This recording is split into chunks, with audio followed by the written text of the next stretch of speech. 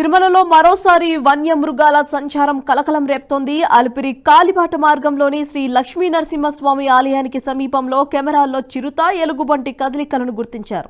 ఇటీవలే నడక మార్గంలోనూ ఘాట్ రోడ్లలోనూ వన్యమృగాల సంచారం తగ్గుముఖం పట్టడంతో టీటీడీ అటవీశాఖ అధికారులు ఊపిరి పీల్చుకున్నారు. అయితే మళ్లీ చిరుత, ఎలుగుబంటి సంచారంతో మరోసారి శ్రీవారి భక్తుల్లో భయం నెలకొంది. దీనిపై టీటీడీ అటవీశాఖ అధికారులు స్పందించారు. అటవీ ప్రాంతాల్లో ట్రాప్ కెమెరాలు అమర్చడం వల్ల వన్యమృగాలు ట్రాప్ కెమెరాలకు చిక్కటం మామూలేనని తెలిపారు. కానీ నడక మార్గానికి సమీపానికి రాకుండా జాగ్రత్తలు తీసుకుంటున్నామని చెబుతున్నారు.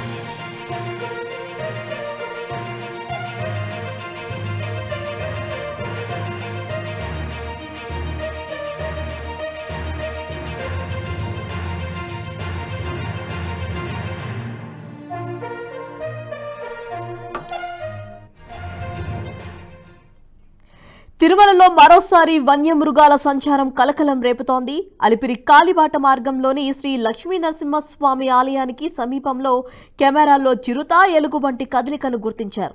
ఇటీవలే నడక మార్గంలోనూ ఘాట్ రోడ్లలోనూ వన్యమృగాల సంచారం తగ్గుముఖం పట్టడంతో టీటీడీ అటవీశాఖ అధికారులు ఊపిరి పీల్చుకున్నారు. అయితే మళ్లీ చిరుత, ఎలుగుబంటి సంచారంతో మరోసారి శ్రీవారి భక్తుల్లో భయం నెలకొంది. దీనిపై టీటీడీ అటవీశాఖ అధికారులు స్పందించారు. అటవీ ప్రాంతంలో ట్రాప్ కెమెరాలు అమర్చడం వల్ల వన్యమృగాలు ట్రాప్ కెమెరాలకు చిక్కటం మామూలేనని తెలిపారు. కానీ నడక మార్గానికి సమీపానికి రాకుండా జాగ్రత్తలు తీసుకుంటామని చెబుతున్నారు అధికారులు.